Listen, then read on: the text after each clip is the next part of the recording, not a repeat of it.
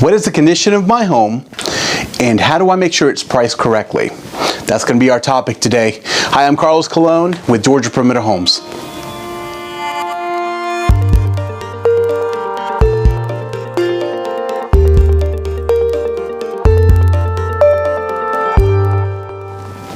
Hey guys, welcome back.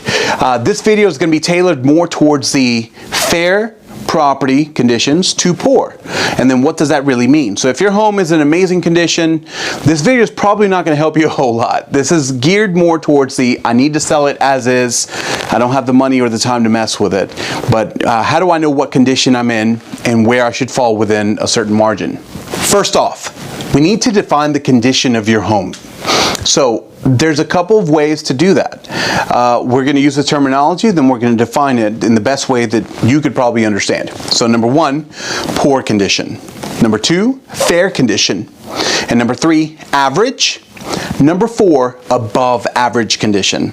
Okay, so where do I fall within those four? All right, in a perfect world, an appraiser typically calls most homes average condition unless there's reasons why they believe it should be above, good strong reasons, or below, and then how far below.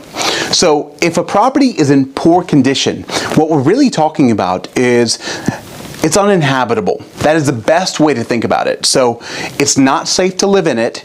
There's no way that you could live comfortably in it. So maybe it doesn't have power, it doesn't have working water, no working bathrooms. It's just really in really bad shape and needs a lot of structural repairs, to say the least. So that would be the best way to define poor. So how do we go from poor to fair? Where's that margin sit? Fair means the home, the bones are overall in decent condition, but there might still be some big ticket items, like maybe there's still a foundation issue that we need to restructure or rebrace, or maybe a joist is still in bad condition that we need to fix. Something to that nature, but it's livable. It's just not in the best condition. Okay? And then when we get to average, this is going to be your everyday home. Maybe fixtures need to be updated here and there, but overall it's in good shape. You can live in it without any issues. We don't have any major problems with the house. The roof isn't caving in. And then above average. So maybe the finishes for average go up to granite, but maybe I have my whole house in marble and gold-plated fixtures, okay? I wouldn't recommend you do that, but that would be the best way for you to separate where you lie in between that.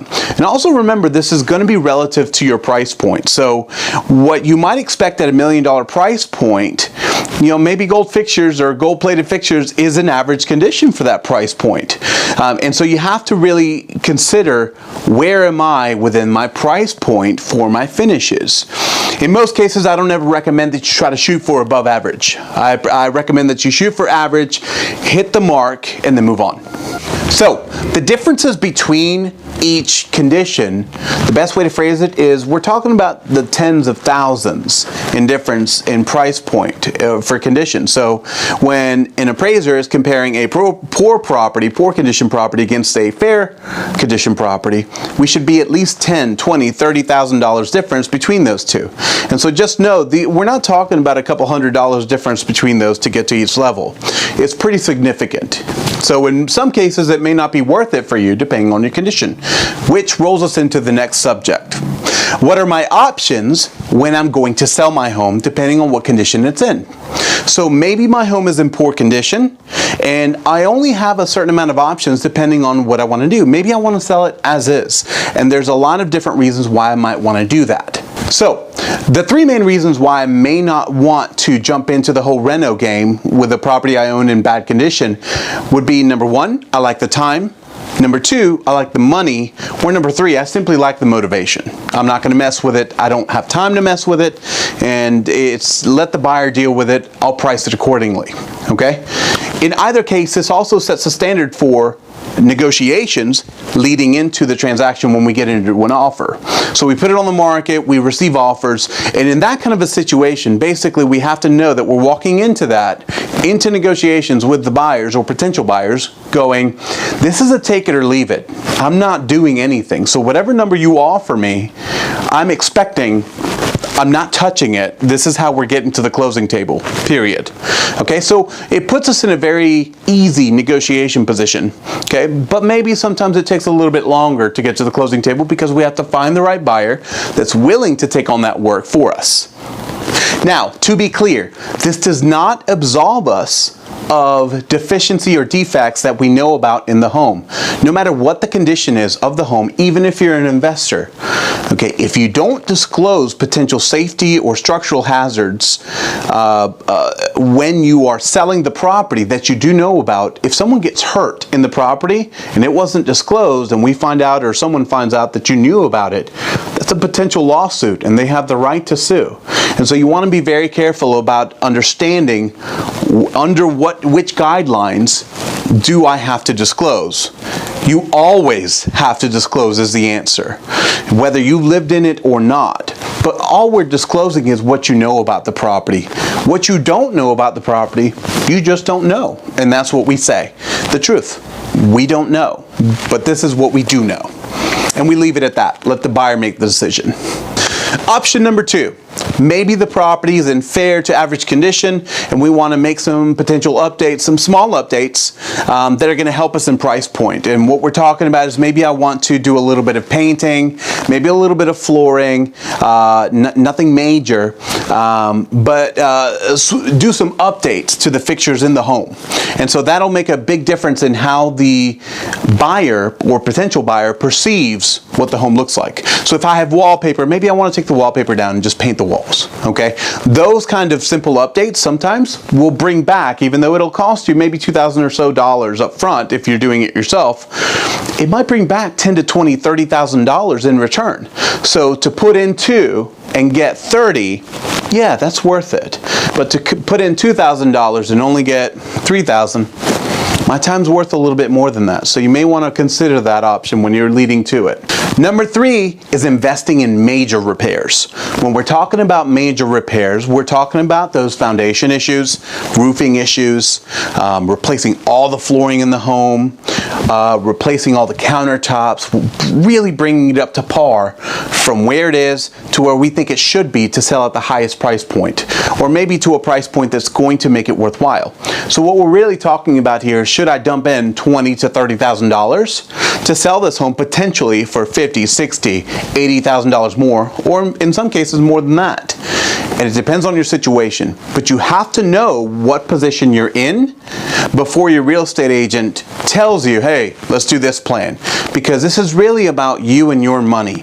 You want to make sure that your agent is representing you in the best light.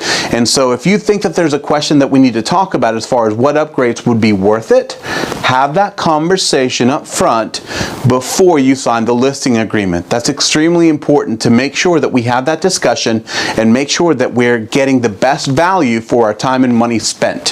So what decision you make out of the ones that we just previously discussed is going to depend on one or more of the following.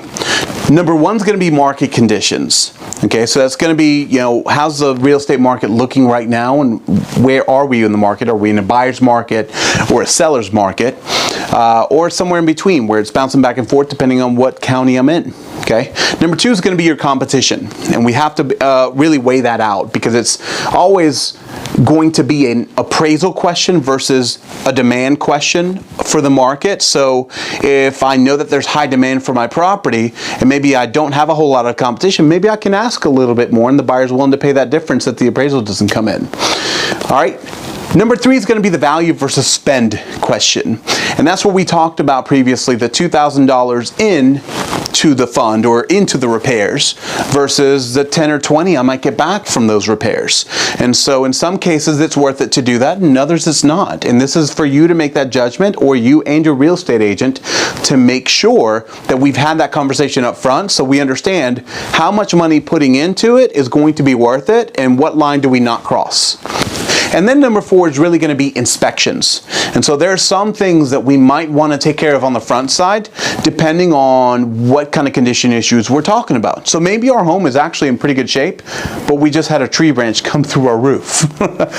Yeah, we probably want to take care of that. Now, if you're trying to sell the home for $30,000, maybe that doesn't matter. But if you're trying to maximize your profit, that $500 to $1,000 repair will be worth every penny, because you're going to get several thousands back from not having to do that from the buy side. And so the buyer will pay more for a property that's move-in ready. So the last part that I want to discuss with you guys is you really need to know your home's value and be able to make a decision for yourself as far as what plan is going to work for me in my position. Okay, so figure out what condition your property is in, number one. Number two, decide based on that condition, what's the maximum I could get for it for whatever money or whatever time I have on my hands to do it, and is it going to be worth it? And then at that point, we have the conversation of putting it on the market. The way we do that on price point wise is we always want to start from, if it was in perfect condition, what is my home worth?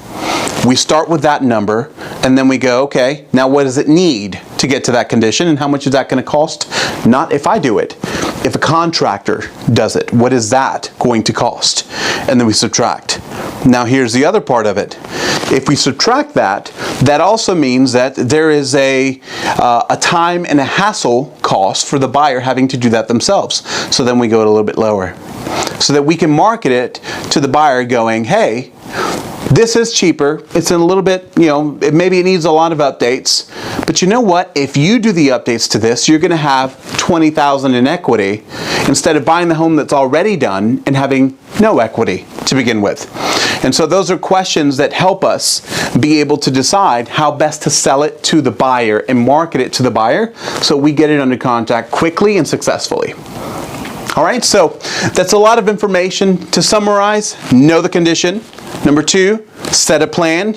Number three, decide how far do I go into that plan and what's it worth for me at the end in order to make sure that end result is what I want it to be.